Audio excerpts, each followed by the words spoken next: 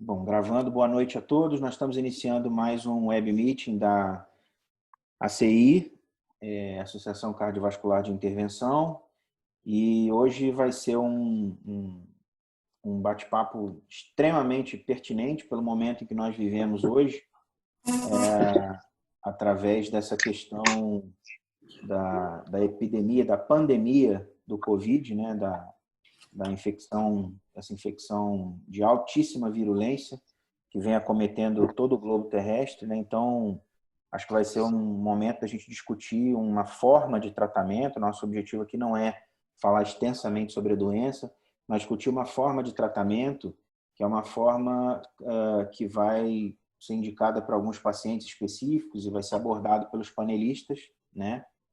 A gente tem hoje aqui conosco o Dr. Gustavo Ribeiro Calado, que é cirurgião cardiovascular, responsável por um centro de ECMO, cirurgião da Unicamp. Boa noite, Gustavo, seja bem-vindo. Boa noite, obrigado pelo convite.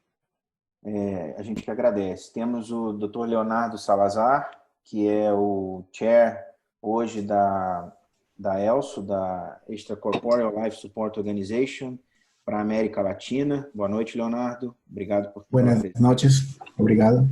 Temos o Dr. Jeff Chandler Belém de Oliveira, perfusionista, titulado pela SBSEC, que a gente tem o orgulho de que ele faz parte do nosso grupo, né?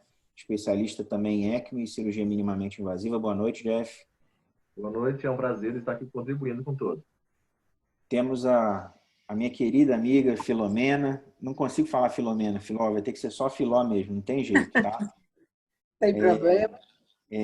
Que é um expoente aí também, faz parte da ELSO Brasil, é um expoente nesse tipo de terapia, responsável pelo centro de ECMO do Hospital Sírio-Libanês e também corresponsável pelo centro de ECMO do Instituto do Coração. Muito obrigado pela sua presença, viu, Filó?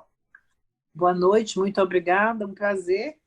Muito obrigada pelo convite e estar numa mesa tão interessante com pessoas de tão alto nível. Prazer a todos, Gustavo, Salazar. Boa noite, Filó. Maravilha. Aqui, para o pessoal saber, nós estamos com quase 220 pessoas online, né? E aqui fica mais uma vez o lembrete que nós demos no início, na nosso primeiro web meeting na semana passada.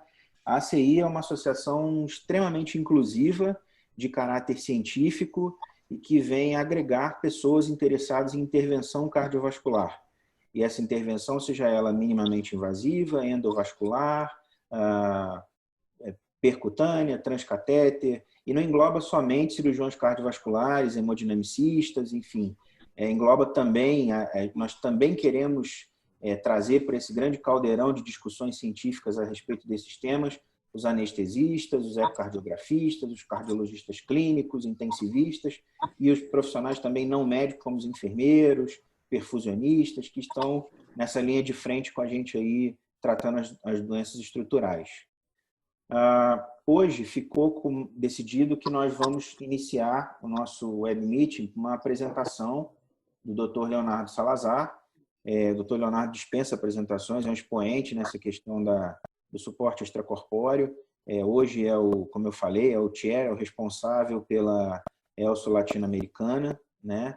E eu pedi ao Leonardo que aí, de uma forma muito breve, em torno de 15 a 20 minutos, ele faça uma apresentação sobre isso. Antes de eu passar para você, Leonardo, eu só queria aproveitar, Gustavo, eu queria te pedir uma gentileza.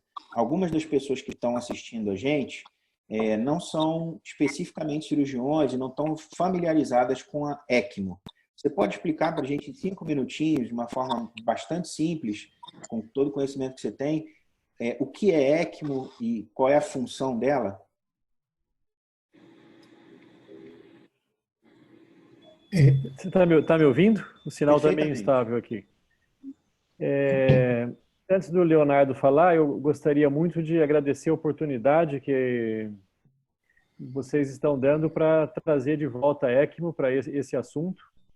A ECMO ela é feita como um suporte de vida atualmente, né, tanto para doentes cardíacos quanto respiratórios. Vem crescendo muito no mundo a terapia da ECMO nos últimos 5 anos, especialmente na América do Sul. e nós cirurgiões e, como você mesmo falou, de forma inclusiva, né, a Filó, que é anestesista, todos precisamos nos envolver mais, né, porque cada vez tem mais doentes, esses doentes são graves, envolve a necessidade de um cirurgião fazer parte do time de ECMO, precisa ser um time multidisciplinar, né, então eu fico muito feliz de ter sido lembrado esse assunto num momento tão oportuno. Acho que o Salazar poderia falar muito bem de como é que está a ECMO no mundo hoje. Eu tenho várias perguntas depois para a gente perguntar para todos dos panelistas aí. São perguntas pertinentes que têm várias dúvidas hoje. Por que a ECMO explodiu dentro do Covid nos últimos 15 dias? Né? Nós tínhamos... Depois a gente fala com mais detalhes um pouco mais para frente. Então, esse suporte de vida que é feito de forma extracorpórea, quase todos os cirurgiões estão bem familiarizados com isso. Alguns não usam ECMO de rotina, mas isso vai vir a fazer parte do nosso armamentário mais frequente do que a gente imagina, né? A ECMO bate na porta da UTI e nós temos que estar presente nisso. A Filó vê muito bem isso na UTI dela, muito invasiva. E vamos ouvir o Salazar dar um apanhado para a gente do que está, como é que está a ECMO nesse momento e toda a expertise dele. Ele tem, para quem não o conhece, é um dos maiores centros da América do Sul hoje, se não o maior centro, talvez em ECMO VA seja o centro mais importante da América do Sul hoje, e o Leonardo, ele é um expoente tanto para a gente quanto para a ELSO mundial desse tipo de terapia. Leonardo, seja muito bem-vindo aí. Muchas gracias. ¿Les comparto la pantalla con la presentación? Sí, okay. Por favor. Espérenme un momento, por favor. Sem problemas.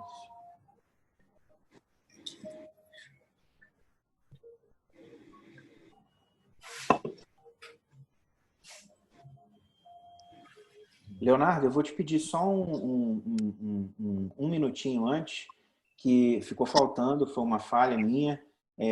Na verdade, a gente está fazendo algumas funções aqui, como nós estamos iniciando nisso, às vezes a gente acaba cometendo essas gafes. Eu queria agradecer do fundo do meu coração uma pessoa extremamente querida para todos nós, que é o Dr. Juan Merria.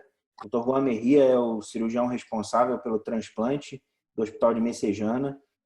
O Dr. Juan é um expoente, fica aqui a lembrança que ele é um expoente, um dos maiores nomes no mundo sobre transplante cardíaco. E a gente fica imensamente feliz, Dr. Juan, em tê-lo presente conosco, viu? Agradecemos a sua presença de forma bastante efusiva e peço desculpas aí pela confusão na bagunça aqui na organização, mas muito obrigado pela sua presença, Juan. Sem problema, obrigado pela lembrança também de todos vocês. Uma mesa que criou muita expectativa, pessoas de mais alta qualidade estão presentes hoje. Vamos ouvir o Leonardo, coisas que tem que estamos muito... Maravilha, Leonardo. Vamos lá. Das novidades, né? Ele é o presidente do capítulo para a América Latina da ELSO e que cada ano vem ganhando relevância dentro da situação mundial. Leonardo. Sí. Bueno, muchas gracias a todos por la invitación. Espero que todos estén muy bien. Buenas noches. Un saludo muy especial al doctor Juan, gran amigo mío. Es un gusto verte y saber que estás bien. Y bueno, voy a compartir la presentación. Quiero saber, ¿ustedes están viendo la presentación en este momento? Sí, perfecto. Sí. Ok, quería pedirles el favor mientras hago la presentación de pronto que pongan en silencio sus micrófonos,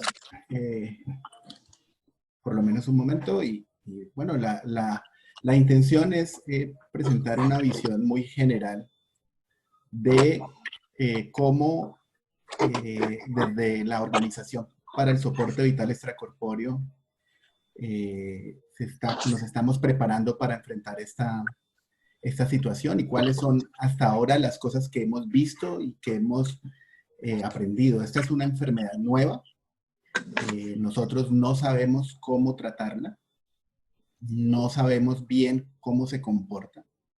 Es diferente a las otras enfermedades que producen neumonía. Sabemos que es diferente en varios aspectos. Y así como estamos aprendiendo cómo se maneja la ventilación mecánica en estos pacientes, asimismo estamos aprendiendo cómo se usa el ECMO en estos pacientes, porque es también diferente a cómo lo usamos habitualmente en otras indicaciones por neumonía. Esta presentación está basada en este documento.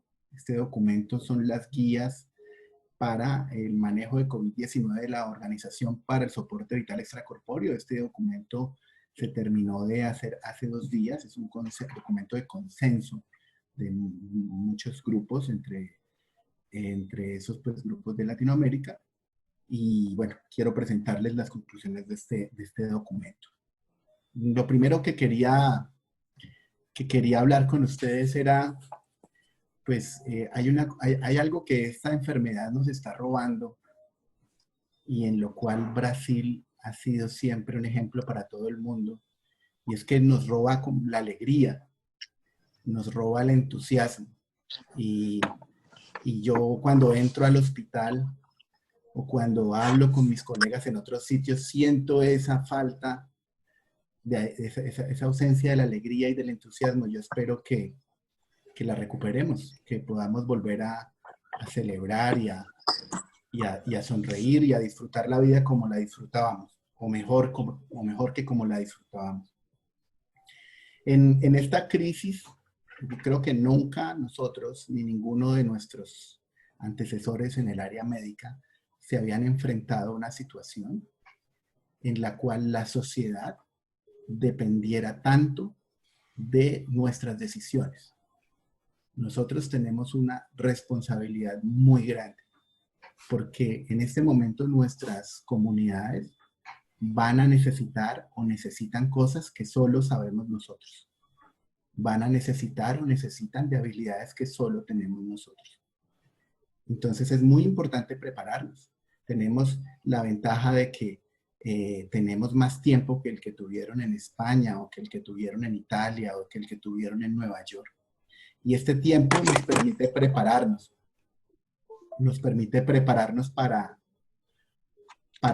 tomar decisiones ahora. Y esas decisiones que tomemos van a permitir que salvemos más vidas. Entonces, es una responsabilidad muy grande que tenemos todos, y creo que hacía muchos años los médicos no se enfrentaban como soldados de primera línea frente a una batalla en la que toda la humanidad está involucrada independientemente de su clase social, de su religión o de su nacionalidad.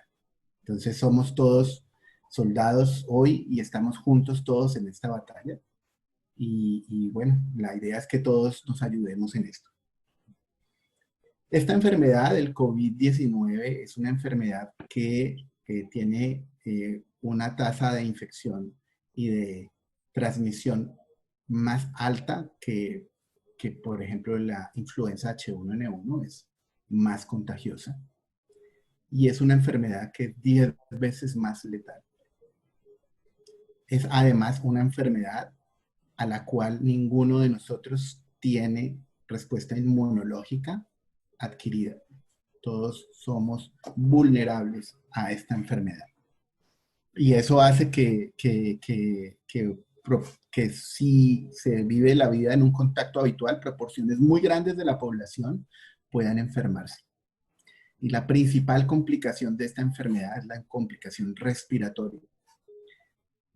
Casi el 90% de los pacientes que se hospitalizan en cuidado intensivo por diagnóstico de COVID-19 se hospitalizan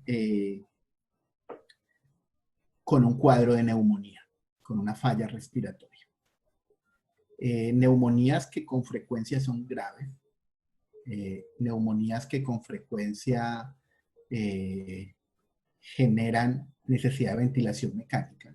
Y cuando generan necesidad de ventilación mecánica, esta terapia falla con frecuencia. Voy a poner aquí un poco de luz, que está como muy oscuro. Entonces, con frecuencia nos vemos enfrentados a pacientes que tienen neumonías y que el tratamiento convencional falla y que fallecen por causa de falla en el tratamiento de la neumonía, que fallecen por por hipoxemia o por complicaciones relacionadas con la neumonía. Por esta razón es que el ECMO es una terapia que se utiliza en pacientes que tienen infecciones respiratorias y que hacen hipoxemia refractaria. Entonces el ECMO es parte del armamentario que tenemos para enfrentar esta enfermedad y se usa y se está usando y se está aprendiendo cómo usarse. En este momento hay más de 900 pacientes que se han puesto en ECMO en el mundo. De esos 900 pacientes, 800 se han puesto en el último mes, ¿sí? Entonces es la enfermedad que ha requerido más rápidamente y en mayor volumen el uso de ECMO en el mundo hasta este momento. Pues muchos pacientes en ECMO, la mayoría de los cuales están todavía conectados a ECMO. Un porcentaje muy pequeño han sido decanulados o han fallecido dentro de esta terapia. Ahora, ¿qué tiene de particular esta terapia? Esta terapia es una terapia compleja en el sentido que requiere un equipo multidisciplinario, ¿sí?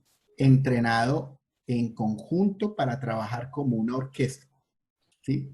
Casi ninguna terapia requiere, pocas terapias requieren una participación multidisciplinaria tan armónica como la que se requiere en ECMO. Eso significa que el proceso de entrenamiento, educación y aprendizaje de los pacientes en ECMO o de los equipos que hacen ECMO es complejo, es demorado. No es una terapia fácil de implementar, es además una terapia costosa. No solamente costosa porque sus insumos o sus equipos sean costosos, sino porque el recurso humano que se requiere para que funcione bien es costoso. Cuando uno tiene una terapia costosa y compleja, que además es escasa, y que se va a usar en contexto de una crisis de salud como esta, es muy importante maximizar los beneficios. ¿A qué se refiere maximizar los beneficios? Vamos a usar un recurso escaso y costoso y tenemos que garantizar que la mayor cantidad de años de vida sean salvados con esta terapia. Que usemos esta arma tan compleja de una manera sabia para salvar la mayor cantidad de vidas. Y para eso nosotros necesitamos considerar la seguridad de los pacientes, tenemos que considerar la seguridad del staff, tenemos que considerar la calidad de la terapia. Y esto incluye el personal, equipos, los hospitales, los sistemas, los procesos, la ética. Es bastante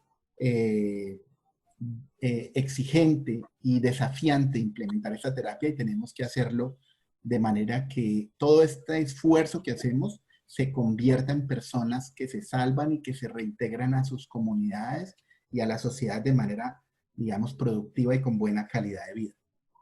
Cuando nosotros tenemos una situación en la cual la demanda de atención no está desbordada y podemos atender esa demanda de enfermos con la capacidad convencional instalada, ¿sí? Que es la situación que de pronto todavía vivimos en Latinoamérica. No tenemos tantos enfermos todavía y podemos atenderlos con la capacidad instalada. Entonces, lo que se recomienda en ese caso es considerar el COVID-19 como otra neumonía y usar las indicaciones usuales de ECMO venovenoso y venoarterial en COVID-19, ¿sí? Que son pacientes que desarrollan hipoxemia refractaria y que todavía no han establecido una lesión definitiva, ¿sí? Y que se considera que tiene una lesión reversible. O pacientes que desarrollan compromiso hemodinámico con hipoperfusión refractaria. Ahora, nosotros también tenemos que atender pacientes que tienen indicaciones de ECMO por enfermedades diferentes al COVID. Entonces, si la capacidad convencional está todavía conservada, podemos tanto atender COVID-19 como las indicaciones usuales no COVID. Los neonatos con enfermedad por membrana hialina, por aspiración de líquido amniótico. Bueno, la membrana hialina no es realmente una indicación, el líquido amniótico, los pacientes que tienen influenza, otras indicaciones. Hay una indicación en particular del ECMO que es muy desafiante, que es usar el ECMO como herramienta para reanimar. Entonces se recomienda que solo centros expertos usen ECMO para reanimar. Entonces, si nosotros tenemos un centro ya entrenado en ECMO, que tenga experiencia y que tenga todo su equipo formado, podemos hacer estas indicaciones.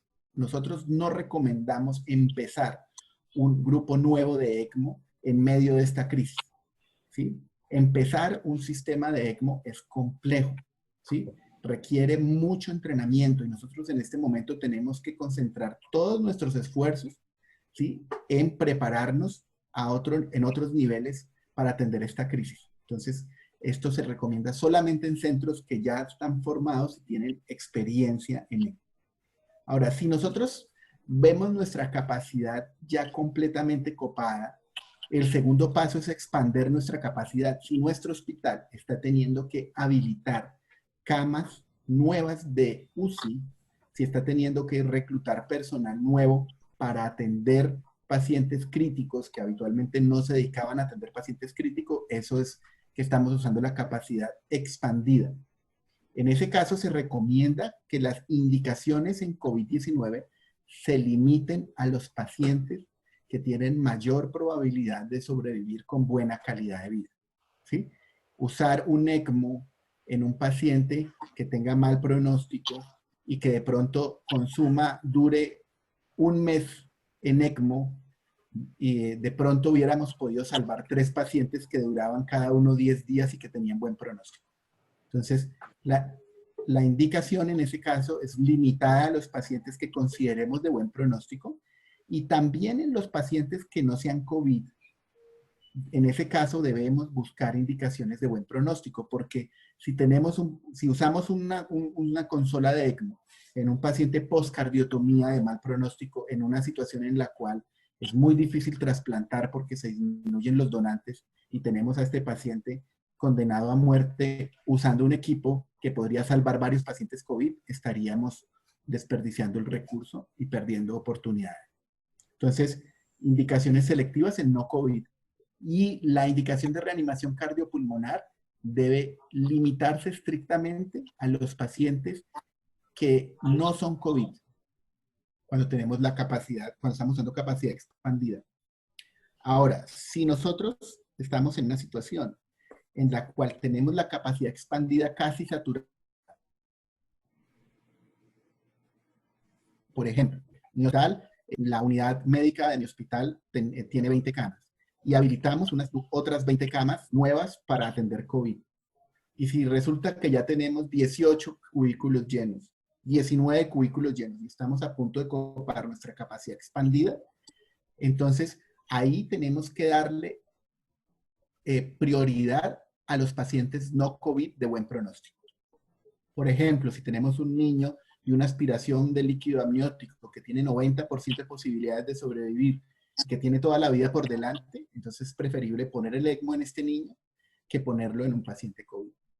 Y solamente restringimos a casos muy especiales el uso de ECMO. Por ejemplo, eso está pasando ahorita en el Hospital Presbiteriano de Nueva York. El Hospital Presbiteriano de Nueva York tiene hoy 260 pacientes intubados y en ventilación mecánica. Quiere decir eso que está teniendo que usar todas sus enfermeras, inclusive las enfermeras que cuidan pacientes en ECMO, ayudando a cuidar pacientes en ventilación mecánica. Ellos no pueden poner ECMOs fácilmente. Ahora, allá hizo hipoxemia refractaria el cirujano de trasplante. Uno de los cirujanos de trasplante hizo una neumonía refractaria con COVID y hipoxemia refractaria. Entonces ellos decidieron poner a ese cirujano. Entonces fueron supremamente selectivos. Obviamente, ¿por qué ponen un cirujano? Porque que la sociedad reemplace las habilidades y las competencias de un cirujano de trasplante que tenga buenos resultados es muy difícil. Y si ese señor se muere, en los próximos años seguramente muchos pacientes de trasplante que se hubieran salvado morirían. Entonces ahí hacen una indicación muy restrictiva de ECMO y ya esa terapia se usa mucho menos. Y no se hace ECMO en reanimación.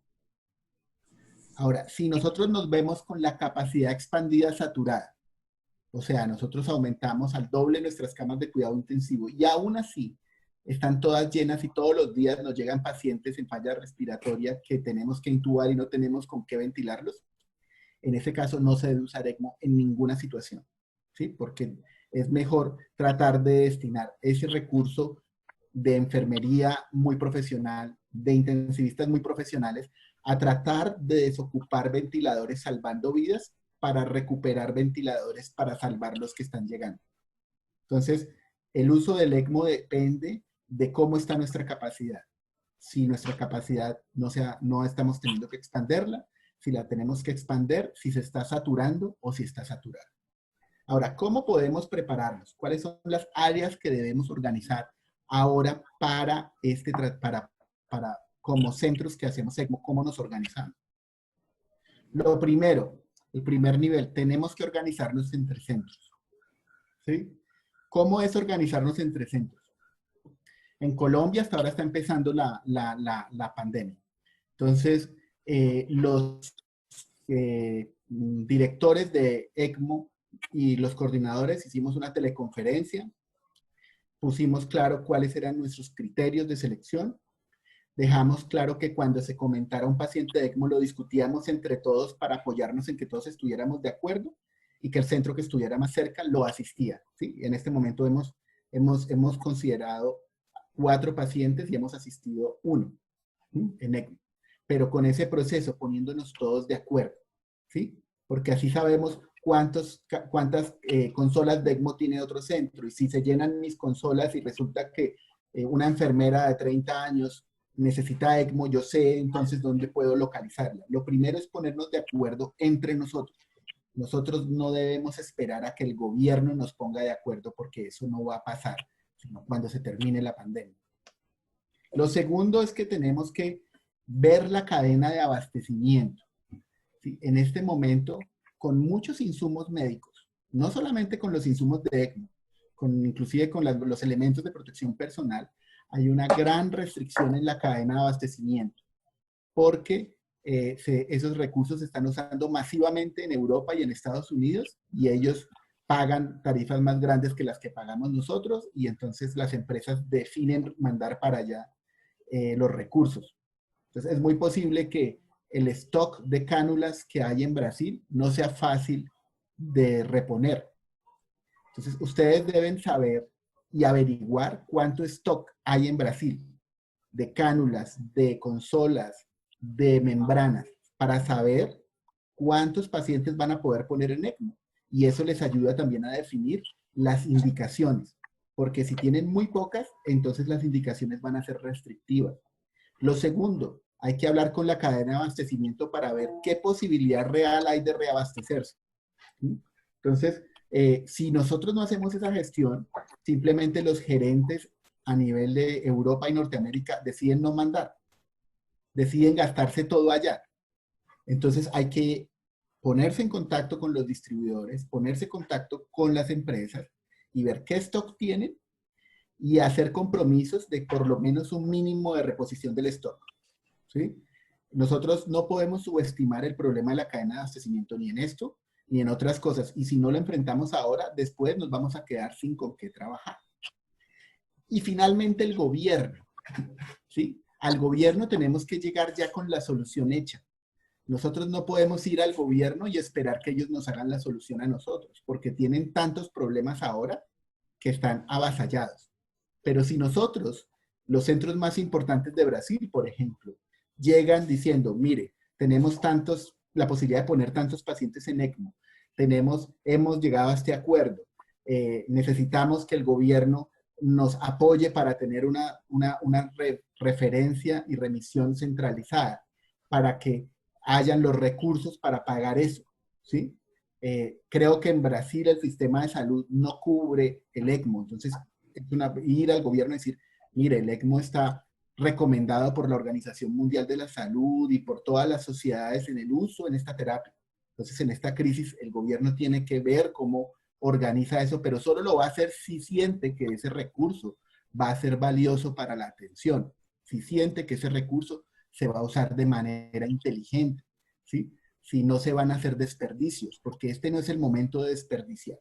Entonces hay que prepararse en esos 3 niveles, entre centros, en la cadena de suministros y con el gobierno.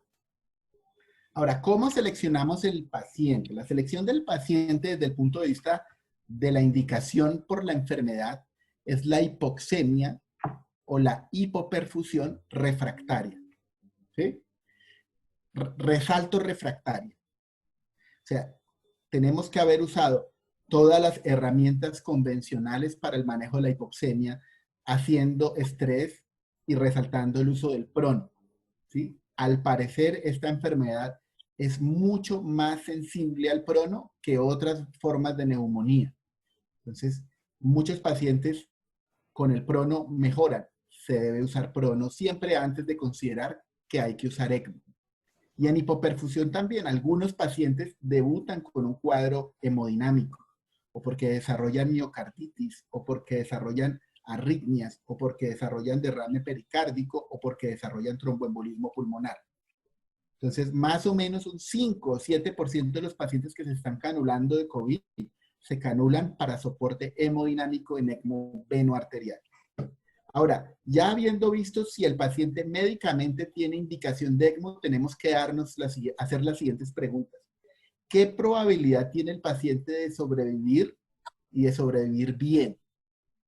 Entonces, si el paciente era una persona independiente, autónoma, con pocas comorbilidades y que no es una persona anciana, tiene mejores probabilidades de sobrevivir que una persona de pronto anciana con muchas comorbilidades o que de pronto no es independiente, que no sale de su casa por su enfermedad. Esos pacientes no deberían considerarse para ECMO.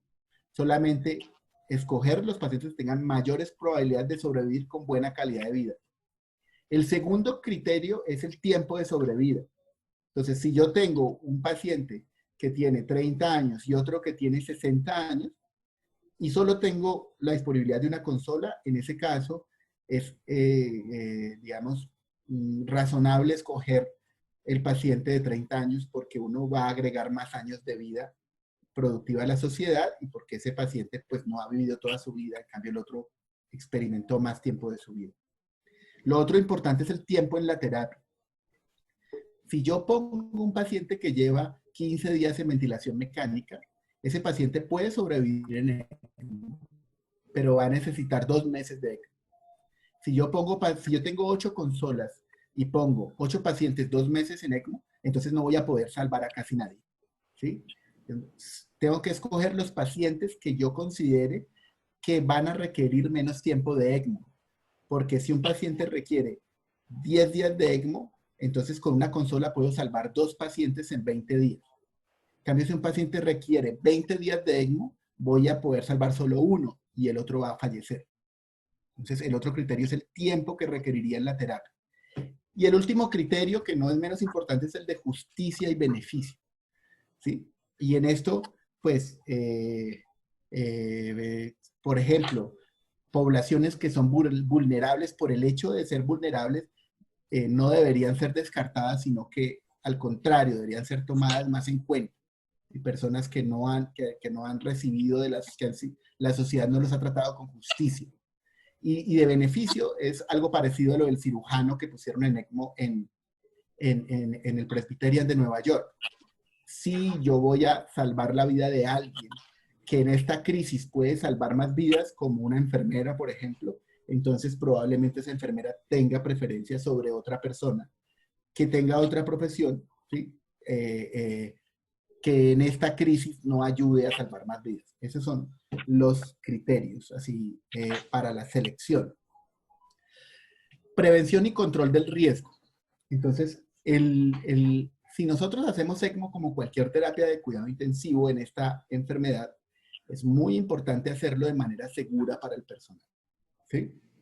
Porque la pérdida del personal no solamente es el médico que está incapacitado, sino la dificultad para salvar vidas sin ese médico, sin esa enfermera, ¿sí?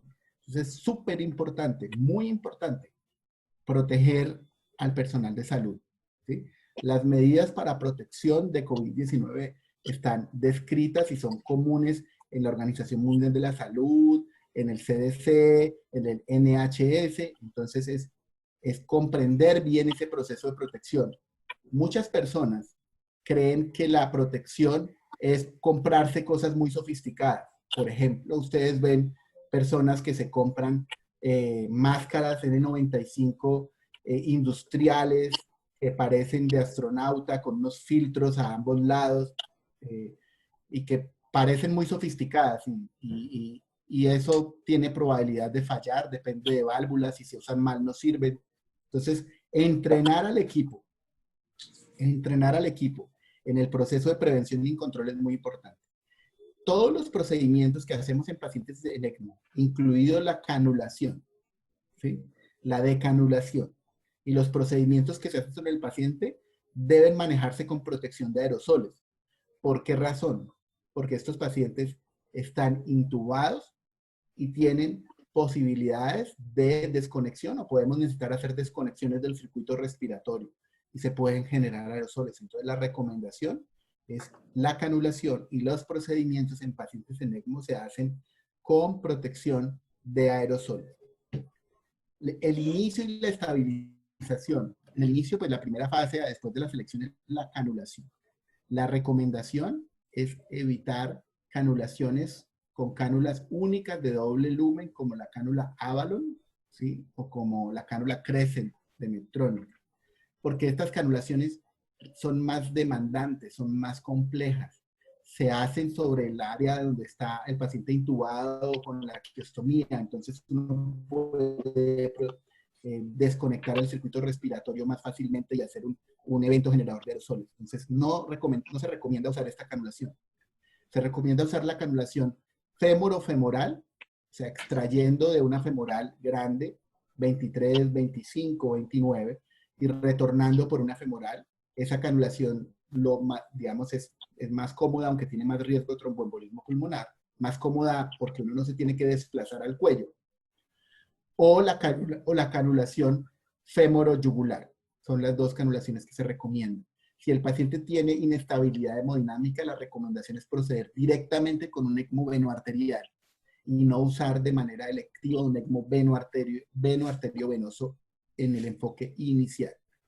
¿Sí? Una vez el paciente se estabiliza, el manejo del ECMO en realidad es hasta ahora, en términos generales, con los mismos objetivos que son disminuir al mínimo el poder mecánico con el que se ventila el paciente.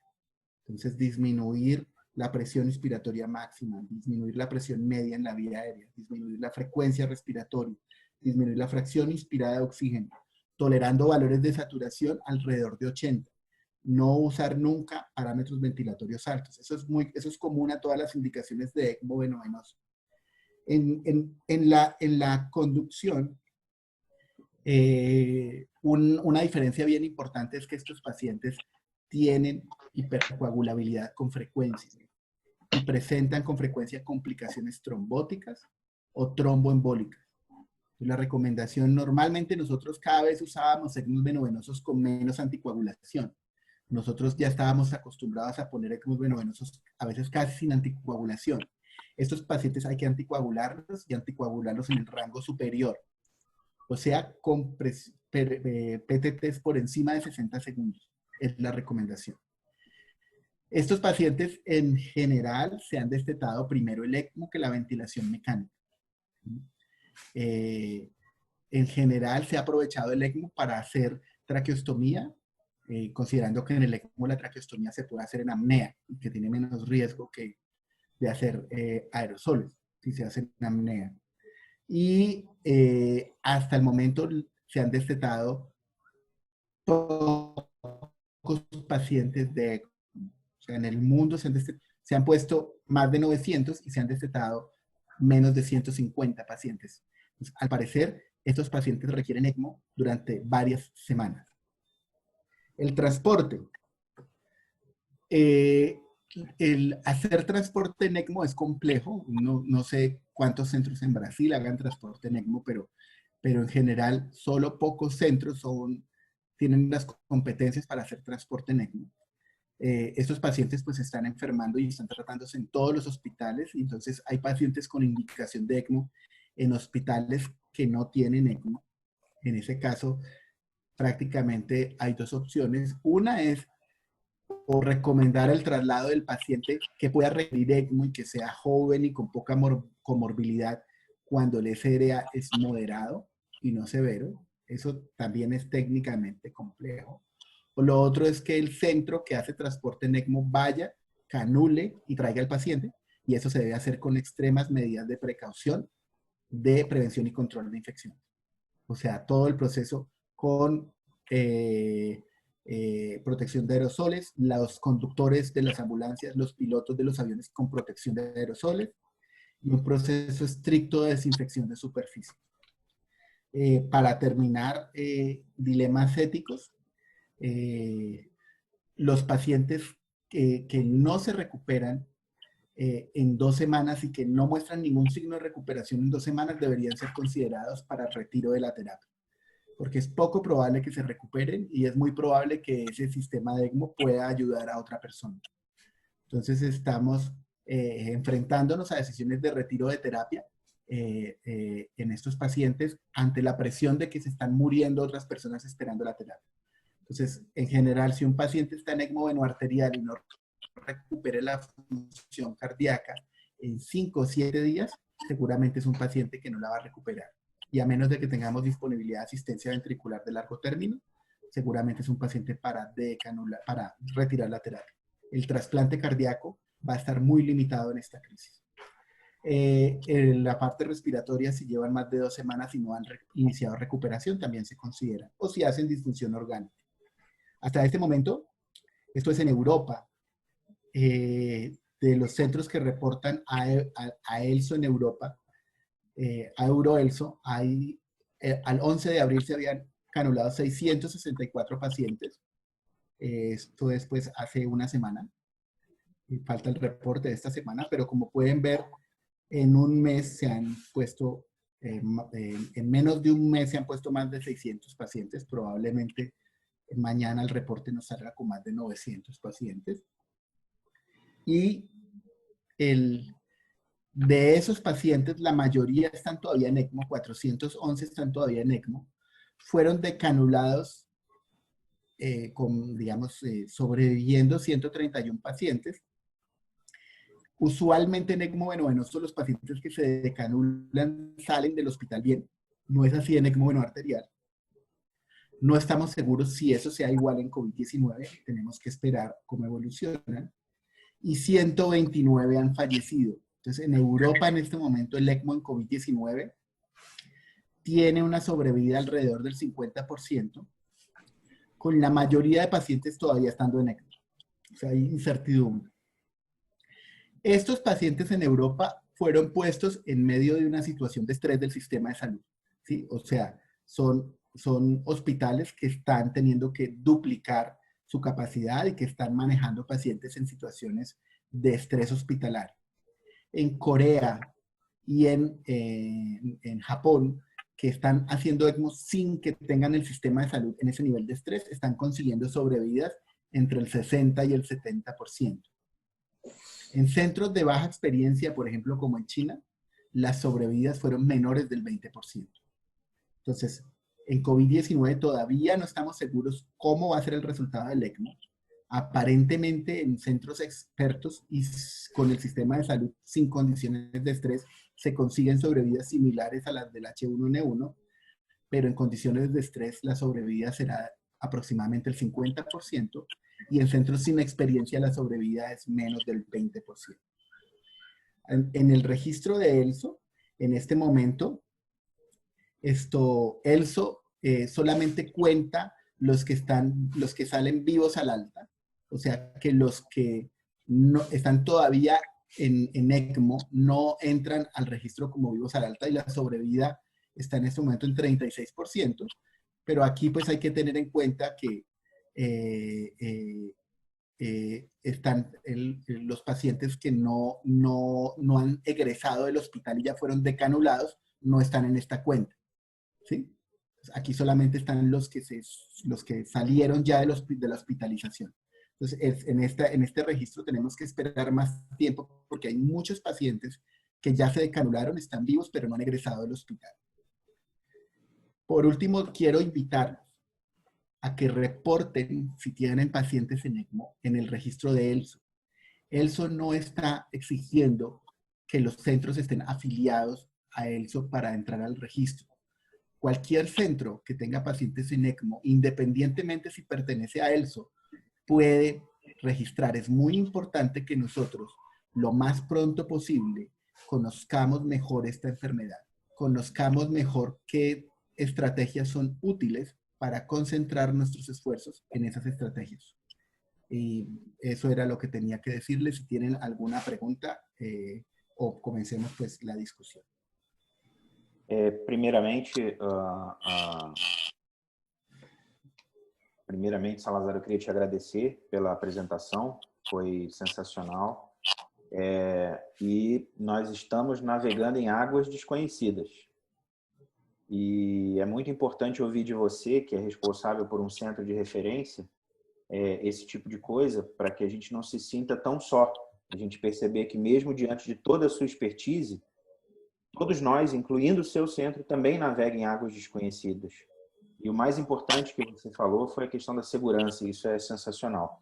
Eu queria pedir a todos, mais uma vez, meu muito obrigado. Queria pedir a todos os panelistas que abram seus microfones, tá? E eu vou abrir já para algumas perguntas. Eu tenho certeza que alguns de vocês têm algumas perguntas para o próprio Leonardo, mas eu queria fazer algumas perguntas específicas para vocês. Eu queria pedir que vocês fossem breve e dessem sua resposta em alguns minutinhos, de forma bastante breve. Eu queria começar por você, Juan. Você me ouve bem? Sim, estamos aqui. Eu queria te fazer duas perguntas. A primeira é como que seria possível a gente aumentar, na verdade, fazer a implementação da ECMO, principalmente nessa fase do Covid, em relação ao SUS. Você coordena um serviço de suporte no hospital de SUS, né? Que é o nosso, para o Leonardo, que não é brasileiro, é o nosso sistema de saúde do governo. E a outra pergunta é em relação aos casos especificamente não pulmonares, Juan, do Covid-19. O paciente que é submetido, por exemplo, a ECMO veno-venosa, que tem um quadro pulmonar e vai para a indicação de ECMO veno-venosa, mas que tenha marcadores de lesão cardíaca elevados, como a troponina em faixas muito aumentadas, esse paciente ele se beneficiaria de ser iniciado diretamente uma assistência do tipo veno arterial, ou você iniciaria com uma ECMO veno-venosa e, de acordo com a evolução cardiopulmonar desse paciente, você migraria para a ECMO veno arterial? Queria que você me respondesse essas duas perguntas.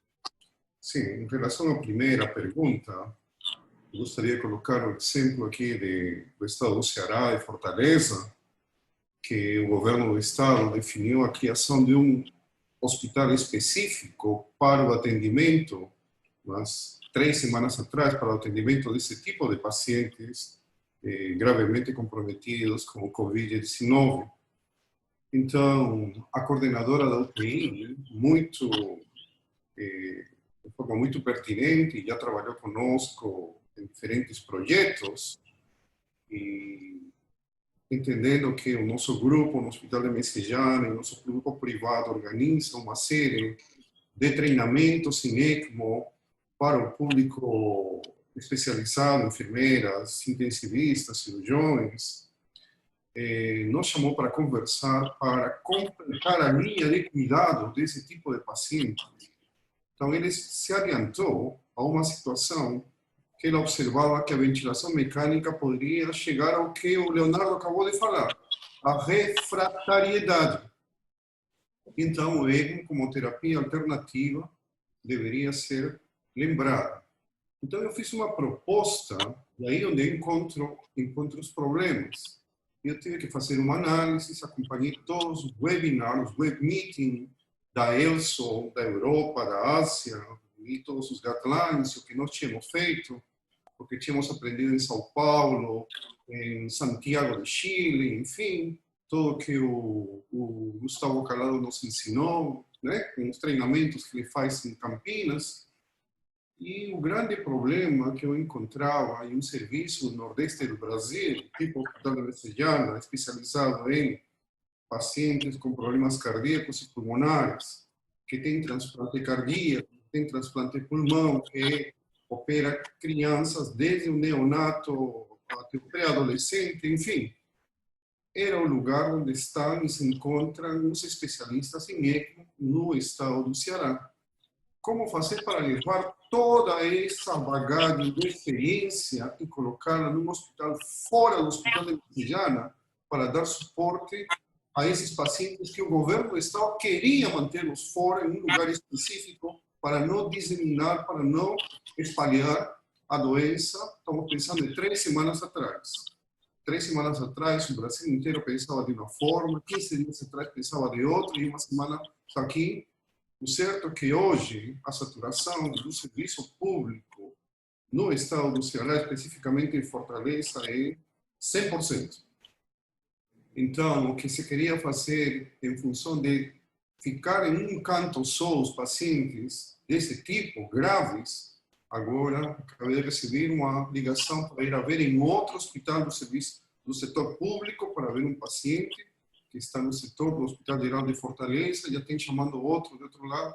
Então, como fazer para dar conta de tudo isso aí? A primeira coisa, eu acho que nós, como especialistas em ECMO, então estou falando unicamente do cirurgião, como especialistas em ECMO, precisamos participar das discussões diárias desse tipo de paciente. A gente não precisa ir até o hospital se deslocar por esse negócio da distanciamento social. Tem que se aproveitar esse tipo de conversas à distância, através do web meeting, do Zoom, do WhatsApp, etc., para poder dar as orientações no momento certo de poder não perder o timing, o tempo adequado de colocar esses pacientes em ECMO.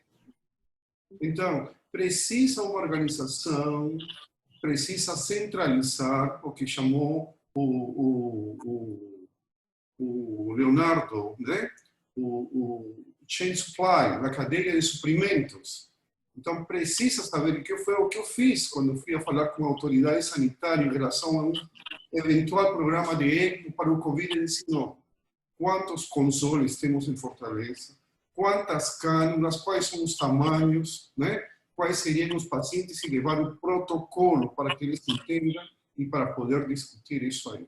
Então, obviamente, como que eu vou fazer para que as perfusionistas que tomam conta desses pacientes no Hospital de Messejana deem suporte fora do Messejana? Aí fui a ver como que o Seattle estava fazendo, como Nova York está fazendo, como Paris está fazendo, para poder dar um suporte, inclusive canular desses hospitais, fora do Hospital de Messejana, e dar um suporte diário, participar dos rounds. E eu tive, felizmente, falo para vocês, com toda a transparência e com toda a sinceridade, o fato de ter organizado treinamentos periódicos, para que vocês tenham ideia, treinamentos de 20, 30 horas, eu fiz pelo menos 4 por ano nos 2 últimos anos. Isso permitiu treinar uma série, pelo menos em forma introdutória, uma série principalmente de enfermeiras que participaram desses cursos. Então, nesse momento, organizar alguma coisa fora do Messejana já é um alívio, porque essas jovens que fizeram os cursos agora estão trabalhando na linha de frente, cuidando desses pacientes. Em relação a como começar um sistema de ECMO em pacientes que não têm tanto comprometimento pulmonar, mas um comprometimento cardíaco. Isso é verdade, isso existe. Nas primeiras estatísticas de Wuhan, da série de pacientes que eles observaram, 53% tinham basicamente problemas respiratórios, 33% tinha tanto pulmonar quanto cardíaco, e 5% tinha somente cardíaco. Então, longe de estar unicamente a apresentação pulmonar, por isso que o grupo de insuficiência cardíaca do DEIC aqui já chama atenção na procura do intensivista, do emergencista, do próprio cardiologista, de acompanhar as troponinas na forma como se apresentam esses pacientes. Se eventualmente tiver algum grau ou tem uma disfunção ventricular importante, esse paciente deverá começar com um veno arterial. Mas, se é basicamente pulmonar, e no transcurso desse suporte veno-venoso aparecer uma disfunção ventricular, correto? A recomendação da ELSOL é segurar com drogas, segurar com inotrópicos, segurar o máximo possível para deixá-lo com veno-venoso e não passar para uma cânula adicional. Mas se tiver um comprometimento com disfunção, com muita arritmia, uma miocardite, o paciente está entrando em choque cardiogênico, já coloca um suporte veno-arterial, vai dar suporte, obviamente, hemodinâmico, e através da membrana você vai poder conseguir oxigenar esse paciente. Se a troponina se mantém alta, é um mau prognóstico.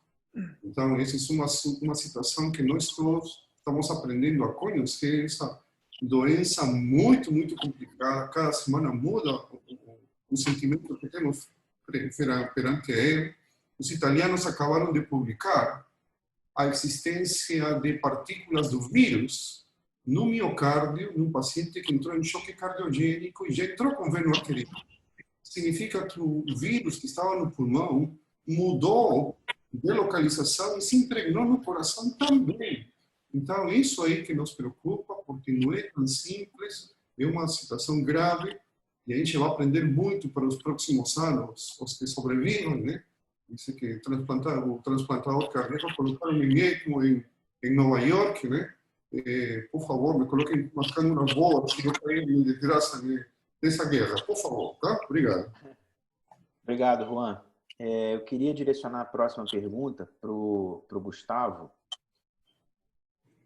Gustavo, é o seguinte, eu queria te fazer duas perguntas. A primeira é uma pergunta que a gente já tinha pré-selecionado aqui, que é em relação à ventilação em posição prona. A gente nota uma grande dificuldade do intensivista que prona o paciente em determinar o momento em chamar o grupo de ECMO. Que, na minha opinião, tinha que ter sido inclusive antes. Mas, enfim, eu queria saber de você exatamente até onde tem benefício ficar segurando a tentativa da ventilação prona e retardando a indicação da ECMO veno-venosa. E a segunda pergunta que eu queria que você falasse para a gente era uma pergunta que veio da Marina, como que a gente organiza a argumentação junto aos convênios sobre os benefícios da ECMO nesse contexto do Covid, para que a gente use a ECMO na saúde suplementar? Gente, vou até emendar a sua pergunta para a Filomena depois, que nós tivemos uma mudança em relação ao HN1. HN1 a gente tinha um tempo maior para tomar essa decisão. Os pacientes em prona, eu já vi aqui no hospital dois cenários. Um que o paciente não melhora e um que ele melhora pouco. Eu não tive aqui num número muito grande de casos, mas os intensivistas têm relatado que melhora na posição prona, mas na nossa amostra aqui não tem sido tanta melhora assim quanto eles imaginaram. Eu vou até pedir para a Filomena comentar que no HN1 nós tivemos o Caesar Trial, que os doentes eram colocados em ECMO na maior parte entre o 10º e o 14º dia. Depois nós tivemos o EOLA Trial, que foi publicado há 2 anos atrás, que esses doentes deviam ser colocados em ECMO ao redor do 7º dia, e nessa patologia agora do Covid, nós estamos indo mais em direção ao EOLA Trial, que se coloque em ECMO mais cedo possível, e não mais que no 7º dia de intubação orotraqueal. Eu queria que a Filomena comentasse um pouquinho disso, que ela está vendo isso mais do que eu, e ela é uma intensivista. Gustavo, boa noite a todos. É o seguinte, o que a gente tem feito é levado muito em consideração, então, relação PO2 e FO2. Então, se o paciente tem relação PO2 e FO2 menor que 150, nós temos utilizado bastante a posição prona.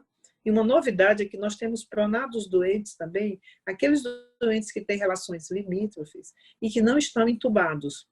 Então, a gente tem colocado esses pacientes. O que a gente viu em alguns casos, veja só, isso é baseado no que a gente está fazendo também no dia a dia lá no nosso UTI.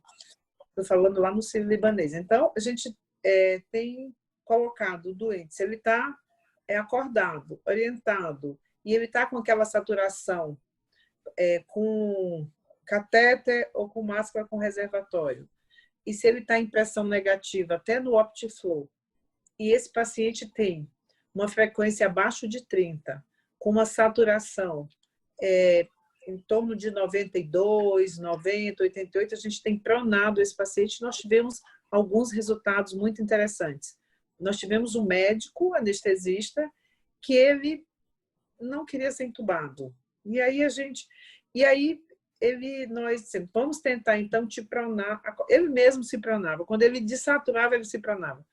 A saturação melhorava demais. E esse paciente, nós acabamos não entubando e ele evoluiu muito bem.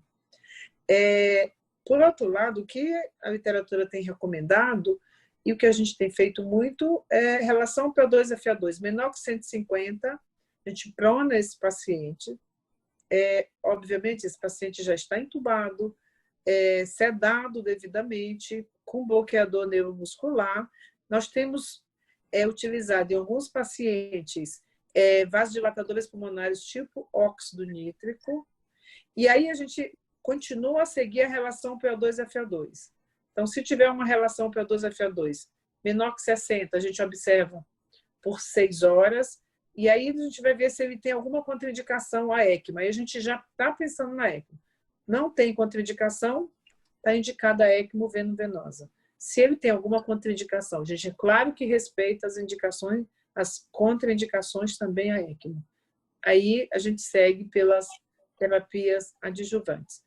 Outra coisa também que a gente tem que pensar além da relação PO2-FA2, é levar em consideração o pH, colocando como um pH preocupante abaixo de 7,20, com uma PaCO2 acima de 80, 75, acima de 6 horas. Então, a gente segue mais ou menos. O que eu tenho visto na nossa grande casuística é que a maioria dos pacientes, eles melhoram, demoram, mas melhoram com essa estratégia protetora associada à prona, em alguns casos utilizando óxido nítrico. Então, no nosso serviço, lá no Sírio, eu tenho uma ECMO veno-arterial e já me chamaram algumas vezes para avaliar o doente para ECMO veno-venosa. Os 2 últimos que eu fui avaliar foram me chamar e já colocar em prona. Os doentes melhoraram muito com prona. Filó, deixa eu aproveitar que você tá em voga aí, tá falando. Deixa eu te fazer... Eu vou repetir a pergunta que eu fiz para o Gustavo antes de devolver para ele. Como é que você está justificando a ECMO para esses pacientes COVID no cenário, principalmente no Sírio, que a gente está falando de saúde suplementar, né? Como é que está sendo essa questão burocrática? E eu queria que você rapidamente me dissesse assim, como intensivista, como que a terapia intensiva tem enxergado a ECMO não só no cenário COVID, mas a ECMO de forma geral. Porque o que a gente tem visto é que eles não, assim, a terapia intensiva algumas vezes não chama o grupo de suporte para discutir o caso no momento antecipado, para que se possa determinar a melhor estratégia, e talvez essa discussão tenha que ser um pouco mais antecipada. Como que você está vendo isso em relação à terapia intensiva, à MIB, em relação à ECMO? Perfeito. Eu acho assim que toda vez que a gente já teve 2 grandes momentos onde a ECMO ela foi muito, pelo menos, colocada em discussão. A primeira vez foi lá em 2007, 2008, com a epidemia do H1N1. Agora, com essa pandemia do Covid-19, também tem se visto falar muito em ECMO. Eu acho que o período que se antecedeu, a gente teve muitos, nos serviços que eu trabalho, muitos fóruns de discussão. Quando eu falo em relação ao serviço público, por exemplo, aqui no Estudo do Coração, nós temos uma história com ECMO. Então, que nós somos um serviço que tem muito atrelado o nosso grupo ao grupo de cirurgia cardíaca. Então, nós já vimos de um período de muita discussão, treinamento e da utilização de ECMO, não só pós-cardiotomia, que antes era uma coisa que era só quando o doente já não tinha mais o que fazer, nós passamos por um período de utilização um pouco mais precoce. E uma grande utilização fora dessas pandemias ou epidemias virais são dos pacientes que estão aguardando na fila de transplante cardíaco. Então, no INCOR, o nome ECMO ou a estratégia ECMO já é uma estratégia que eu acho que está bem fundamentada e a gente já está bem conhecido e tem sido chamado cada vez mais precoce. Agora, quando nós vamos, por exemplo, no Sírio-Libanês, lá a gente tem uns 4, 5 anos que a gente faz ECMO de uma forma, até há 3 anos, muito incipiente. Aí, primeira coisa que foi importante, nós nos tornamos um centro ELSO de ECMO. Isso foi uma coisa, a partir daí, nós já tínhamos um time, nós começamos a fazer os treinamentos, envolver a terapia intensiva, não só onde eu coordeno, mas a terapia intensiva geral, assim como alguns dirigentes, alguns gestores. Com isso, nós começamos a ir nas outras UTI, a gente passava a ECMO lá, e ao invés de trazer para a nossa UTI, a gente formou um time que sempre tem um representante numa dessas UTIs. Isso foi muito importante.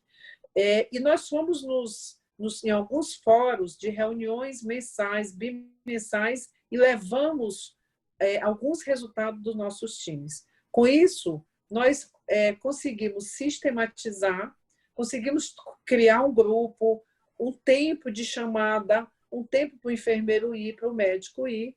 Agora, quando nós chegamos na pandemia, nosso grupo já foi acionado algumas vezes para avaliação até mais precoce para colocar os doentes em ECMO. E agora nós estamos junto com o comercial e com os gestores da coordenação, já estávamos fazendo isso, e agora mais intenso, vendo alguns convênios. A gente já tem mais facilidade de cobrar, outros convênios eles ainda não pagam, e a gente tem tido problema. Mas isso estava correndo meio junto. Eu acho que foi importante, muito importante foi a gente, há mais ou menos uns 3, 4 meses, nós já solidificamos bastante o nosso grupo. Mostramos resultados, alguns casos, de 8 casos que a gente teve no último ano, nós mostramos esses casos em locais diferentes, na onco, na UTI, para os clínicos. Então, agora, ficou... Acho que eles estão nos chamando mais precocemente. A discussão, e eu tenho visto que nas últimas 2 semanas tem melhorado, eu acho que acompanhando aí o mundo, essa maior indicação de ECMO aí em torno do mundo. Ótimo, muito bom, Filó.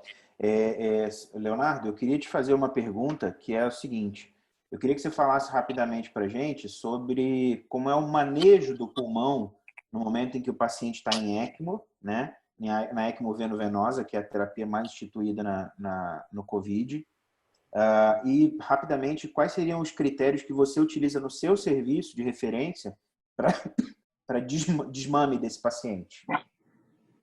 Desmame da ECMO, né?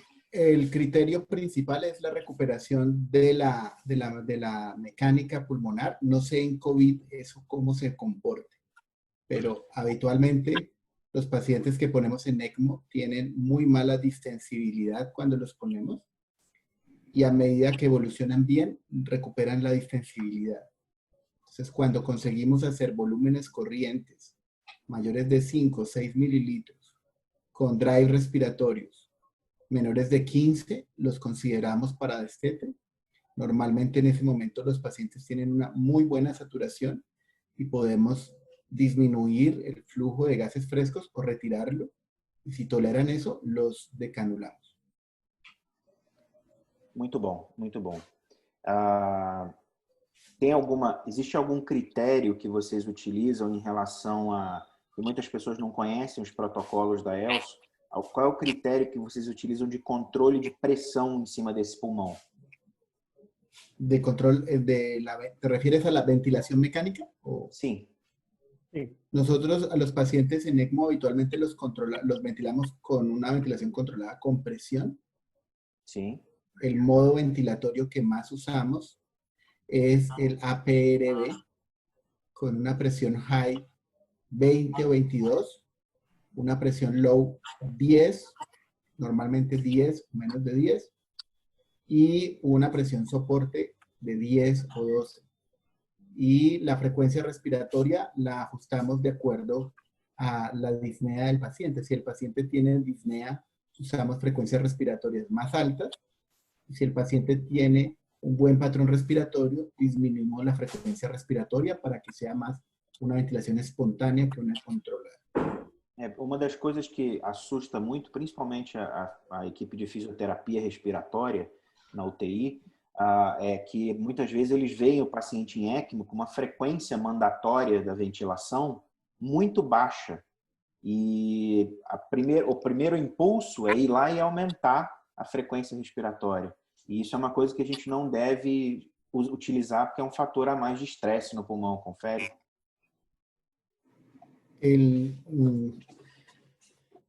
Normalmente en la fase inicial, no sé si entendí bien tu pregunta, pero normalmente en la fase inicial, cuando estamos estabilizando al paciente después de la canulación, usamos frecuencias respiratorias muy bajas o bajas, ¿sí? De 10 o menos de 10. El principal objetivo es disminuir el poder mecánico de la ventilación, ¿sí? Entonces, con el ECMO normalmente disminuimos un 70-80% el poder mecánico de la ventilación. Sí. Y un factor muy importante de eso es la disminución de la frecuencia respiratoria. Maravilha. Jeff, eu queria aproveitar que você está aí com a gente também, né, no nosso painel de panelistas aí, né? Eu queria que você me dissesse em relação à visão do perfusionista. Você me escuta bem? Alô, Jeff? Me escuta bem? Eu acho que ele está com alguma dificuldade para ativar o som, mas deixa eu aproveitar e fazer uma pergunta para a Filomena enquanto ele resolve isso. Filó, em relação à pronação do paciente não entubado, o que você vê como seria contraindicação para isso? O doente que está muito nauseado, estômago cheio, o que ele pode vomitar, né, mesmo mais acordado.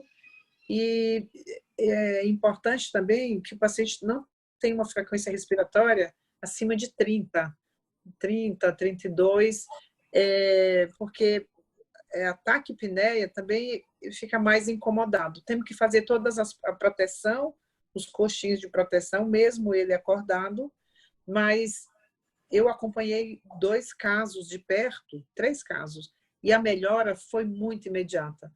E até essa sensação de desconforto melhoraram muito rapidamente. Esses pacientes, eles tinham um comprometimento mais basal mesmo. Eu acho que talvez, por isso que nesses 3 pacientes, inclusive um médico anestesista, o resultado tenha sido tão bons. Era tão assim, que ele, ao longo do dia, a gente despronava a enfermagem fazer uma higiene, e ele mesmo, quando a gente chegava, ele já tinha se pronado, porque de tanto era a melhora que o paciente tinha. Eu acho que isso é promissor. Eu acho que as pessoas têm que começar a ter atenção com isso. É claro que a gente não pode também ficar pronando todo mundo acordado e correr o risco do paciente fazer uma hipoxemia grave ou uma retenção de CO2. Mas eu acho que é uma estratégia que, assim, logo no começo pode ser utilizada. E a associação OptiFlow com prona, a gente tem feito isso em leito de pressão negativa, tem sido interessante. Depois nós vamos mostrar esses casos, vamos publicar esses casos. Muito legal, muito legal. Doutora Filomena, quanto tempo os trabalhos mostram 12 e 16 horas em paciente entubado? Quanto tempo vocês provocam esse procedimento de pronação? Paciente extubado? Entubado. Entubado de 12 a 16 horas. 12 a 16 horas. E aí depois a gente desprona, dá um tempo, e se a relação PO2 e FO2 volta a cair, a gente prona novamente mais 12 a 16 horas. Depois chama o cirurgião, né? Oi? Depois chama o cirurgião, né? Nós tivemos esses pacientes, o que a gente tem percebido é que muitos deles fazem um rush cutâneo, que isso tem sido mostrado na literatura, e o que a gente tem visto é que eles têm parece que, talvez, não sei, pelas essas microtromboses que a gente está vendo muito falar, talvez eles tenham uma fragilidade maior. Então, a gente tem abusado muito, vou dizer o nome comercial, porque é o que a gente usa, no Mepilex, nos colchinhos de silicones, e nós utilizamos também uma cama que a gente deixa ele em prona e dá uma pequena lateralizada de um lado e de outro. E a gente tem uma preocupação muito grande, inclusive nós envolvemos o pessoal do cuidado da pele lá para que a gente tenha um cuidado muito grande, porque eles realmente... Eu tive um que fez uma lesão muito feia após a prona. Ótimo. Jeff, eu queria aproveitar a sua presença. Você me ouve bem? Alto e claro. Ótimo.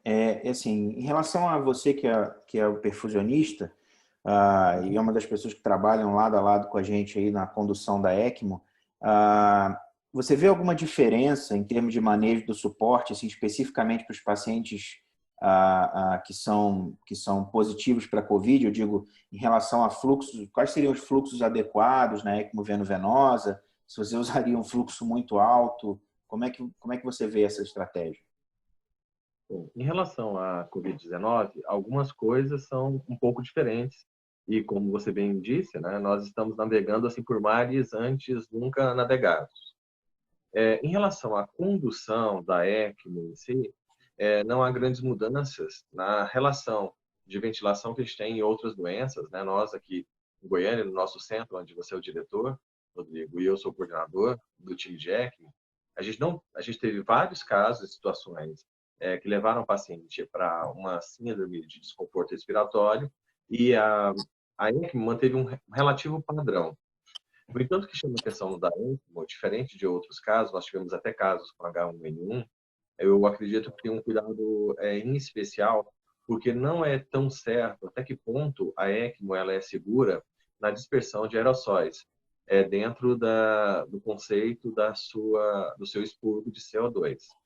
De modo geral, os pacientes, as condutas vão ser utilizadas dentro do protocolo que nós já temos pronto, mediados pela ELSO. Maravilha.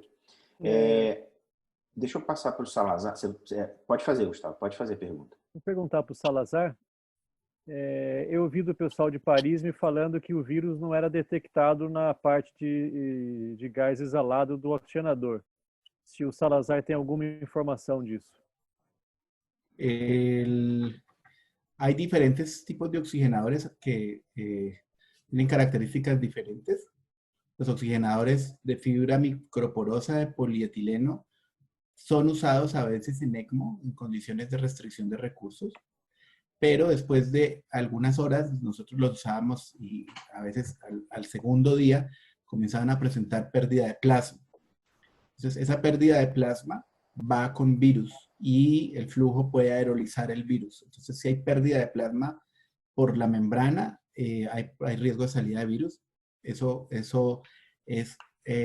ocurre cuando se usan membranas de bypass cardiopulmonar para ECMO, que entonces no se debe hacer en esta epidemia. El tamaño del virus y la constitución de una membrana de polimetilpenteno hacen muy improbable que el virus salga. Y Matthew Smith de la Pitiza de Petrier, que fue el conferencista, él dice que ellos han cultivado o han buscado el virus creo que en unos 30 pacientes de la salida del aire, del flujo de gases frescos de la membrana, y no recuperaron el virus. La recomendación de ELSO es no usar filtros ni succiones a la salida de las membranas de polimetilpenteno. Y la recomendación de las casas productoras de membranas microporosas de bypass cardiopulmonar es, mientras hay más información, usar succión en la salida del flujo de gases frescos, y si hay pérdida de plasma, cambiar de manera urgente la membrana. Muito bom. Posso fazer uma pergunta, Rodrigo? Claro, Juan, por favor, fica à vontade. 21%, 25% dos pacientes que são intubados, que entram na UTI, na unidade de cuidados intensivos, em algumas séries, principalmente dos franceses, mostram que existe certa trombose venosa profunda e embolia pulmonar. Que experiências vocês têm ou estão acompanhando para associar a uma anticoagulação convencional, com heparina contínua, a utilização de inibidores diretos da trombina associados a uma anticoagulação convencional ou colocar outro tipo de anticoagulantes?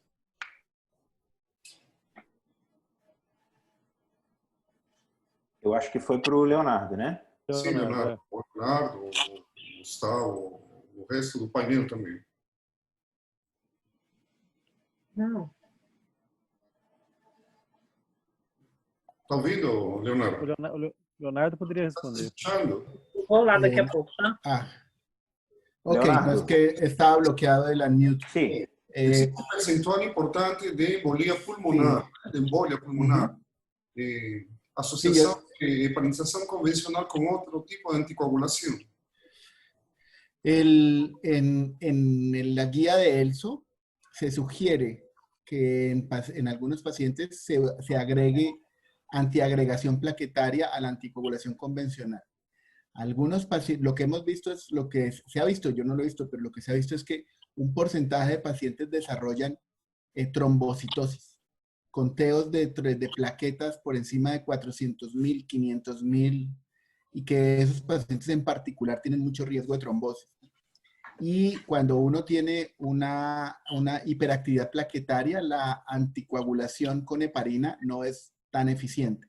Entonces, están evaluando si en esos pacientes agregar antiagregación plaquetaria pueda disminuir ese riesgo. Todavía no sabemos si es así. Asociar heparina con inhibidores directos de la trombina y sobre todo en escenarios de pacientes con alto riesgo de sangrado no está recomendado. Los inhibidores directos de la trombina son medicamentos muy potentes anticoagulantes, pero muy complejos de revertir y muy complejos de evaluar.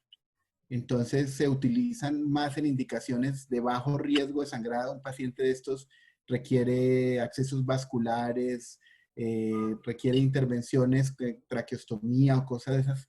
No hay en este momento, no se está usando inhibidores directos de la trombina ni inhibidores directos del factor 10. No se están usando nuevos anticoagulantes en pacientes críticos. No sé si se usan en otro escenario.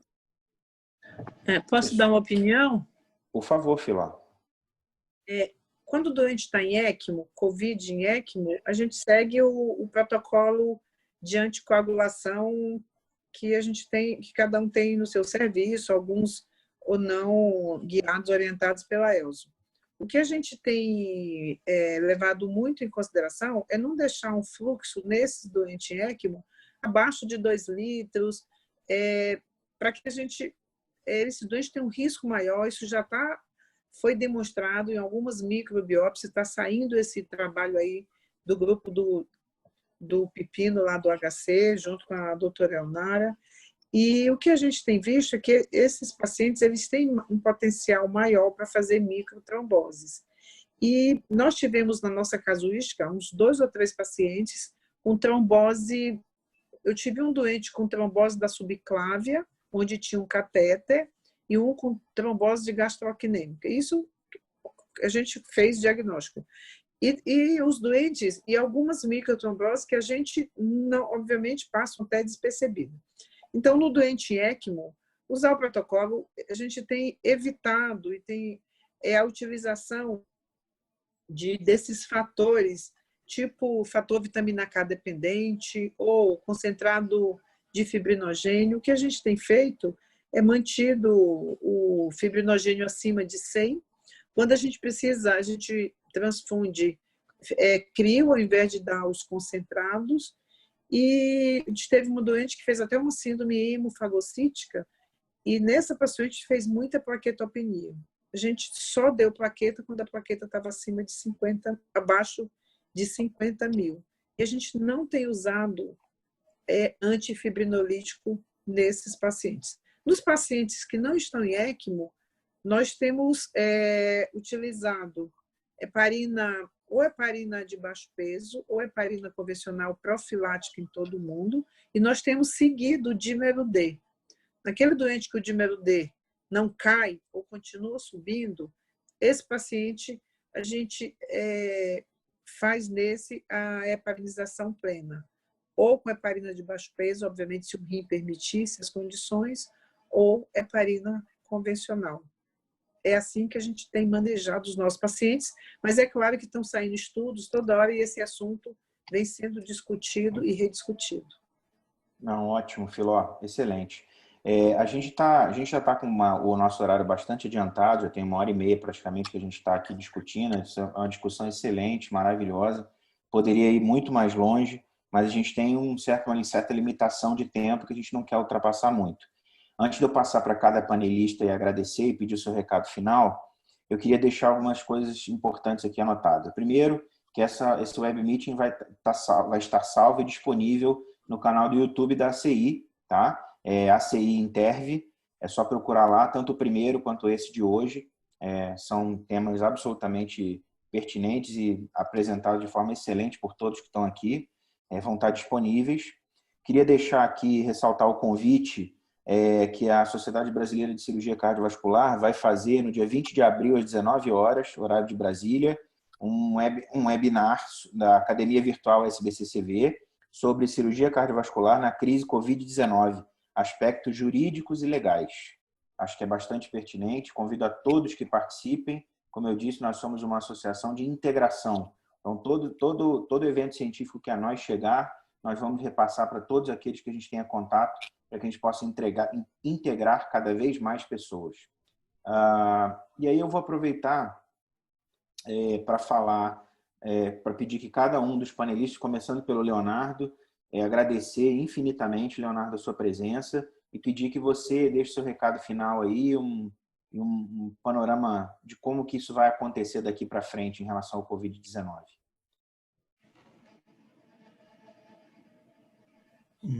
Muchas gracias por la invitación, muchas gracias por la asistencia. Yo creo que esta emergencia va a crecer. Está creciendo más lentamente en nuestros países por diversos motivos, pero creo que va a continuar creciendo y que vamos a enfrentar un problema muy grande. Creo que tenemos que aprovechar este tiempo para prepararnos, para poder cuidarnos mejor nosotros y a nuestros colegas y para poder salvar más vidas. Y que lo más importante en este momento es vencer esa desconfianza que en Latinoamérica tenemos habitualmente entre nosotros. Nosotros en Latinoamérica desconfiamos del gobierno, desconfiamos de las instituciones, desconfiamos de los colegas. Y yo creo que todas las personas son personas en el fondo y si primariamente son personas con buenas intenciones, son personas inteligentes y son personas que quieren ayudar y mejorar.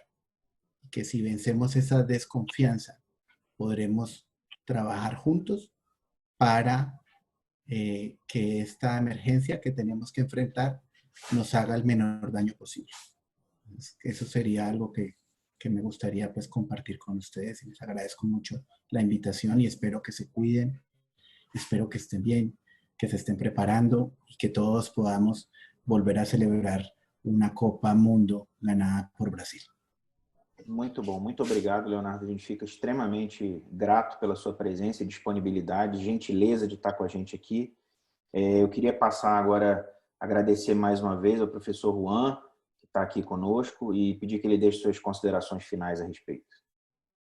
Nesse mesmo sentido, as minhas considerações finais são as seguintes. Acho que devemos aproveitar a sábia apresentação do Leonardo Salazar agora jovem, é um sujeito que se tornou uma figura representativa na América do Sul. E quando ele fala e expressa o sentimento da Elso em relação à organização, embora todo o esforço dos núcleos aqui no Brasil para treinar pessoas tenha sido manifesto em Campinas, em São Paulo, em Recife, em Fortaleza, em Brasília, nós não temos suficientes centros treinados e pessoal treinado para poder oferecer esse tipo de alternativa terapêutica à hipoxemia refratária. Então, o que é o que a Elso recomenda, e eu acho que um bom senso indica? Compartilhar as experiências regionalmente. São Paulo para o Sudeste, Recife para o Sul com eles, Fortaleza para o Norte conosco, para poder oferecer a possibilidade de atender determinadas dúvidas como consultores, se é necessário irmos até esses estados para dar uma mão, a Manaus, Belém, e Piauí e assim por diante, para aproveitar o que nós temos agora. O exemplo que os colombianos estão dando de se reunir os cabeças de série para definir algumas coisas, eu acho que uma das coisas mais inteligentes que se ouviram nessa noite. Eu acho que não poderia passar desapercebido. Muitos líderes da cirurgia cardíaca cardiovascular brasileira estão aqui presentes. Eu acho que é uma situação que deveria ser tomada em conta como episódio epílogo desta reunião tão importante e tão interessante. Muito obrigado, Juan. Ficamos muito felizes mesmo com a sua presença. Vou passar para a Filomena. Filó, suas considerações finais. Obrigada. Eu queria dizer que essa pandemia sem precedentes que está nos abatendo e chegou na nossa porta de uma forma avassaladora, ela tem, acho que, nos feito passar muito mais tempo no hospital cuidando desses pacientes tão graves. Eu acho que a gente tem passado por momentos muito difíceis. Eu tenho visto muitos colegas estar na situação de paciente. Isso tem me deixado assim, me tocado mais ainda, porque eu sempre tenho me colocado, puxa, amanhã pode ser que seja eu. Eu acho que a busca de estratégias para manejar essa insuficiência respiratória tão grave desses pacientes, que faz com que pessoas tão fortes, pessoas tão dos mais diferentes graus de instrução e das camadas da sociedade, fiquem tão debilitados, fiquem tão dependentes de ventilação mecânica, de adjuvantes, de posição. Acho que ter uma estratégia como a ECMO, que é uma estratégia que ela pode ser utilizada, não acho que em todos os casos, mas em alguns casos onde a insuficiência respiratória é muito grave, o pulmão está muito comprometido, utilizar essa estratégia em favor desses pacientes, enquanto a virulência diminui, enquanto a gente consegue diminuir a lesão promovida pela ventilação mecânica nesses pacientes. Eu acho que isso faz com que eu continue a acreditar que a gente vai conseguir passar por essa pandemia e vai conseguir salvar muitas vidas. Mas, por outro lado, como disse o Juan, a minha tristeza, e aí a gente fica meio de mãos atadas, é saber que essa estratégia, que é uma estratégia que pode ser utilizada, ela, infelizmente, ela não está disponível para todo mundo, mesmo aqui em São Paulo e ao longo do nosso Brasil inteiro. Por mais que a gente tenha tentado treinar as pessoas, fazer cursos junto com a Elso ou por iniciativas próprias em São Paulo, em Recife, em Fortaleza, em outros centros, a gente ainda está muito despreparado para atender essa pandemia que vai assolar não só as cidades preparadas, mas isso está no mundo inteiro, no Brasil inteiro. Mas eu acho que meets como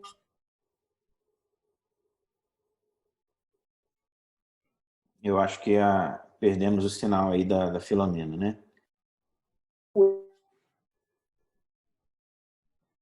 Filó, me ouve? Bom, tudo bem, não tem problema. Jeff, suas considerações finais aí. Vou te pedir para ser breve, por gentileza, que a gente já está estourado no tempo. Ok. Bem, primeiramente agradecer pela ACI, eu acho que é uma iniciativa excelente. A ECMO, ela tem uma série de desafios, ela passa muito pelo treinamento das pessoas, a ECMO é um trabalho de time, é necessário muito que o cirurgião cardiovascular e os times de ECMO estejam próximos nas tomadas de decisão. A nossa realidade mostra que nós somos chamados para avaliar os pacientes, no entanto, na maioria das vezes, nós somos chamados apenas quando já não há mais a indicação do procedimento. Nosso grupo de ECMO, ele opta sempre por colocar o paciente nesse tipo de terapia quando há uma chance real de salvar essa vida. Então, isso limita bastante. Acredito que essa discussão ela vai longe. Alguns dos questionamentos aqui, muitos ainda não têm respostas em relação ao que foi abordado sobre do risco de contaminação pela membrana. Efetivamente, vários estudos têm mostrado um fator de virulência razoável. No entanto, a expertise ela virá com o tempo. Nós estamos vivendo algo único no mundo, que é uma oportunidade ímpar de aprender. Um aprendizado doloroso, mas que acho que todos vão sair fortalecidos. Meu muito obrigado a todos que estiveram conosco até o momento. Maravilha. E último, mas não menos importante, meu querido amigo Gustavo, que me aceitou aí o convite da gente. Muito obrigado aí pela sua presença, Gustavo. Você realmente é um cara que é um norte para todos nós aí. Eu queria que você deixasse suas considerações finais aí, por gentileza. Vou resumir um pouquinho o que todos falaram, mas vou antes pegar o espírito dessa associação, que é de agregar. Eu gostaria de que tem muitos cirurgiões jovens nesse grupo, que eles se interessassem por assistência circulatória. Nós tivemos 2 implantes de HeartMate no país aí na última semana. Esse é um negócio que vai ter no futuro próximo. O Juan está nos ouvindo, chacoalhou o Brasil aí há 15, 20 anos atrás. As coisas não andaram como nós esperávamos, na velocidade que nós esperávamos, mas isso não tem como. A assistência circulatória vai chegar, esses cirurgiões mais jovens vão precisar ser envolvidos e é um terreno que nós temos que explorar, assim como é a ECMO. A ECMO é o primeiro passo para isso. Se animem, façam os cursos, montem os seus grupos, porque vale a pena, tem bastante doente, nos aproxima da UTI. Hoje a Filó é muito próxima a nós, o Leonardo é um clínico, é muito próximo, nos ensina bastante, traz a gente para perto de um cenário de referência para alguns casos para a gente. Então, aproveitar a associação para que a gente possa se unir mais, como o Leonardo mostrou aí, uma união dos grupos, uma organização dos grupos, sem governo tomando conta, sem nada, uma própria organização da sociedade em si, da sociedade médica, para que possamos resolver o problema da população, um pouquinho que cada um falou, né? Achei de forma extraordinária a associação abrir esse espaço para esse tema do momento, mas eu queria estender mais ainda que continuasse o interesse da associação em assistência circulatória aí, e falar isso a gente tem que reverenciar o Juan aí, que, como eu falei, chacoalhou o Brasil para isso no passado, mas vamos aproveitar a vontade do Juan e continuar com isso. Cada dia que passa, a nossa intenção, obrigado a você, Gustavo, a nossa intenção é aproximar todo mundo, como a gente falou, é uma associação multiprofissional. O Juan é um amigo querido, além de ser um norte para a gente também, em relação ao conhecimento técnico e a forma como ele procede no trabalho dele no dia a dia. Mas com certeza a gente vai explorar você mais, viu, Juan? A gente vai entrar em contato, vai pedir ajuda, vai pedir para você participar, e eu tenho certeza que, conhecendo como eu conheço, jamais você iria negar. 2 coisas que eu queria deixar aqui. Eu já falei que esse meeting vai estar gravado, né, nos nossos canais todos. Eu queria deixar aqui um agradecimento ao pessoal do Cardio Surgery Post, que tem dado um apoio enorme para a Associação perante os residentes, e da Associação Brasileira dos Residentes de Cirurgia Cardiovascular, que também tem nos apoiado irrestritamente em relação a todo esse nosso empenho científico em disseminar conhecimento, agregando pessoas e disseminando conhecimento. Eu acho que é isso. Todos já falaram. Eu vou abrir se alguém quiser falar mais alguma coisa, mas se não quiser, eu vou dar como encerrada a reunião e agradecer a todos os participantes, desejar uma boa noite, que todos se cuidem, né? Tomem as precauções necessárias e, para não esquecer, a nossa próxima reunião daqui a 15 dias, o tema vai ser de cirurgia cardiovascular minimamente invasiva. E vai ser muito interessante falar sobre isso, porque é um tema muito em voga, que hoje foi relegado ao esquecimento, porque se fala muito da comparação entre a cirurgia convencional e a cirurgia transcatéter. E no meio do caminho disso tudo existe uma cirurgia que muitas vezes é alcançável, é factível e benéfica para o paciente, sem a necessidade de ter um custo tão elevado que é a cirurgia minimamente invasiva. Convido a todos que estejam presentes e se alguém quiser falar mais alguma coisa, se não, desejo a todos uma boa noite e fiquem com Deus. Boa noite. Boa noite a todos, muito obrigado, um abraço. Boa noite. Boa noite.